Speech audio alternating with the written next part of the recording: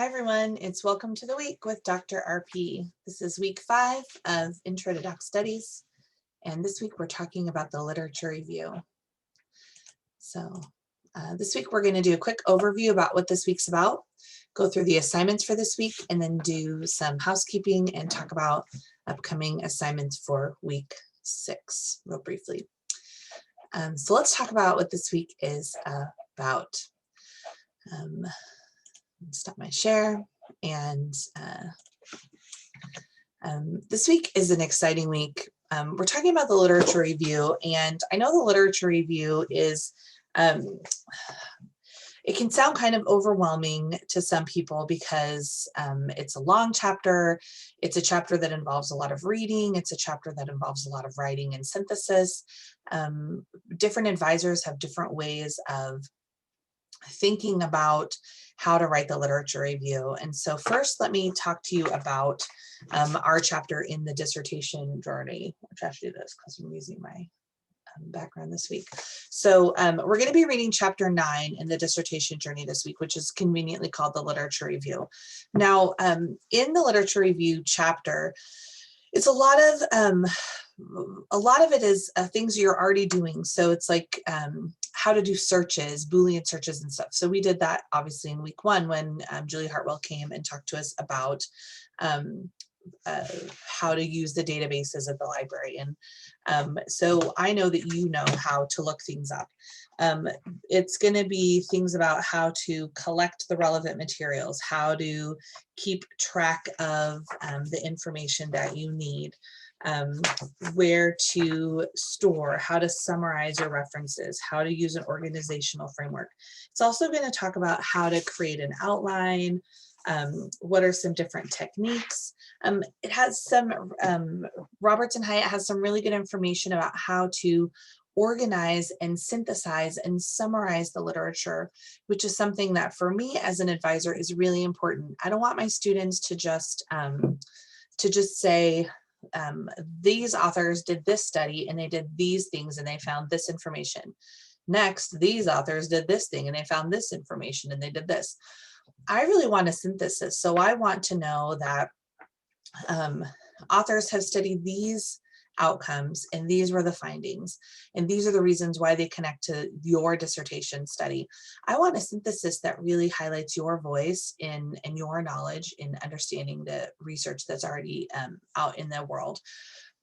Different authors are going to have different approaches to literature reviews, and those of you who are in Dr. Carruthers' classes or Dr. Cameron's class are going to learn different approaches. And then when you take when you get out of your coursework and you're in your dissertation work, your doctoral advisor for your dissertation is going to have a different approach, and they may make you do some significant changes to your literature review. Don't be intimidated by that.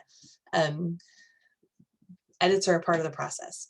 So it's important to know that the approach to the literature review itself might be different depending on your advisor, but also the order in which your advisor has you work on it may be different. So for example, I have my students start with chapter 2, the literature review, very first. When we start working on the dissertation, even if you come out of Dr. Carruthers' class, for example, with 3 chapters of a proposal written, I always have my students go back to chapter 2 and we start to refine that to make it ready for a dissertation. We start with chapter 2, then go on to chapter 3, and then we refine chapter 1. Dr. Maher, I think, has students work a little bit on chapter 1, then they really refine chapters 2 and 3, then they go back and polish chapter 1. For me, I have students work on chapter 2 first, which is the literature review, for 2 reasons. The first is that I really want them to know, to have a really solid grasp of the literature that exists, and to know what's out there, because it really helps them to refine their research questions. But also, in my opinion, chapter 2 is the most difficult chapter to write. It's just the most voluminous chapter. It's the chapter that you have to, sometimes it just feels like it keeps coming. There's always literature to find, right? So once chapter 2 is done, all the other chapters sort of seem downhill from there. And so once we've climbed the mountain of chapter 2, we really start to snowball into finishing the dissertation. And so I like to start with that chapter so that once we've crested that mountain, we're on the downhill journey. That's what I do with my students. Every advisor has a little bit different process. So you will be each doing your literature review, obviously, and when you get to the dissertation stage, but each of the papers that you write, this annotated bibliography that you're going to be working on this week in week 5, each of these are elements that you're going to be using to gain the skills that you need to write a literature review and ultimately a dissertation, as you know. So it's all good practice, and you're making progress towards those goals. The other thing that you're going to be reading this week, and this is like one of my most favorite weeks in this class and really in any class. We're moving into chapter 2 of Strunk and White's Elements of Style. Now, maybe you already had a little bit of enjoyment as you read the first little bit, Elements of Style, but this week we're moving into Elementary Principles of Composition. Later in this brief summer class, we're going to move into my very favorite parts of the book, but this chapter 2 is some of my favorite, most useful tips for writing. If you read chapter 2, which is very short, it's 15 little tiny pages, because it's this little tiny book. If you read chapter 2 of Strunk and White and you take it into heart and you really think about how you can use their tips and apply them to your writing will improve so quickly. And in fact, I got some feedback from journal editors recently on a paper, and I was really fuming about them. I just didn't like the feedback from the journal editors. And I was rereading chapter 2 for this, this intro module. And I thought, oh yeah, I need to apply chapter 2 to this editor feedback, and it's going to make my paper better. Let me give you a couple of the little beautiful bone mows that will apply. They talk about how to make your paragraph the unit of composition. They talk about how to make sure that your paragraph is really tightly written. They talk about how to use the active voice so that your reader stays hitched to the writing that you're doing. They talk about putting statements in positive form. This is so important when you're thinking about writing. This is important when you're thinking about talking, when you're thinking about parenting. Putting statements in positive form so that your reader understands what you're trying to say.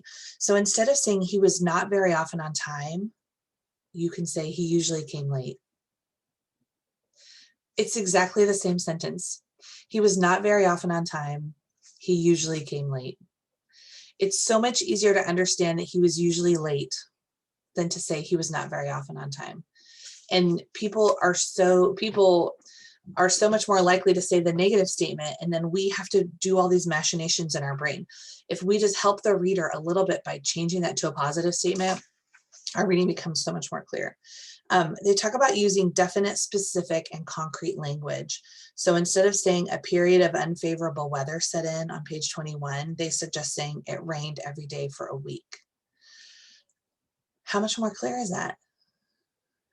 A vague statement, a period of unfavorable weather set in. What's the unfavorable weather? How long was the period? Instead, you could just write, it rained every day for a week. Just say, what was the weather and how long did it happen? Now, obviously, some of these are for narrative writing versus academic writing, but they also talk about one of my very favorite, which you all heard me say before, omitting needless words. I have so many friends who I always say, they use 10 words where 2 will do. And sometimes I do this too. Maybe I'm doing it right now. There's plenty of times when a lot of words matter. And there's some times both in quantitative and qualitative research where rich descriptive text matters. But even in rich descriptive text, we want to make sure that every word that we include is essential so that our readers stay connected to the writing that we're doing, that they stay connected to the stories that we're telling. So learning how to use, how to be concise and how to use the words, the essential words is really important. Chapter 2 of Strunk and White. If you read anything in detail this week, Chapter 2 of Strunk and White is what I want you to read. There's also an APA tutorial. There's also a couple other things that you're going to read this week. I'm going to look at our things. So you're going to read a book, a very short piece called From Problems to Sources, which is going to talk about literature reviews. And then there's a supplemental reading.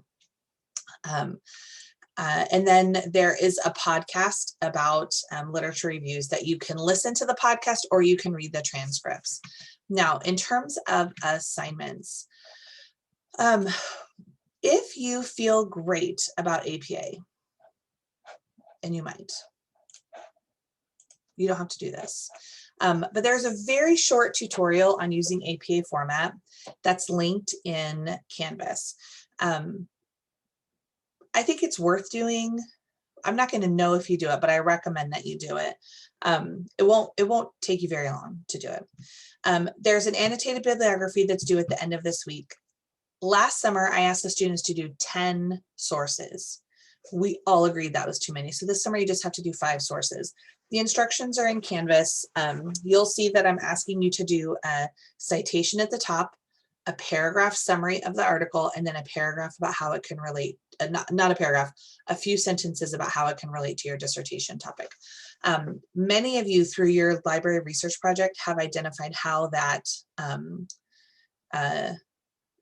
have identified some articles that are going to work for your annotated bibliography. So this project should be pretty easy for you to put together. I'm hopeful. And then you have a partner chat. That'll be the prompts are available in Canvas. There's only 3 partner chats this semester. This is the second of 3. The last one is next week, week 6. This week on Tuesday, July 6th, we have a synchronous meetup. It's optional. It's at 7:30 p.m. I hope you can make it. And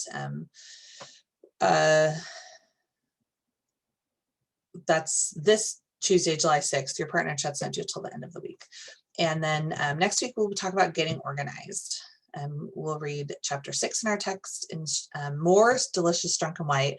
And you'll have a fun chat with Dr. Maher and myself talking about how to get organized as a writer. And then you'll turn in the second draft of your research statement. I'll be giving you feedback on your research statement this week as well. I hope you have a great week. It is just really fun to see you developing as writers and doctoral students in the second year. And I know that this is a busy summer, but you are halfway through the summer in the classes that you're doing. And I know that you are capable of doing this. If you can survive the summer, you can definitely survive the doctoral program and doing a dissertation. You're making great progress. Keep it up.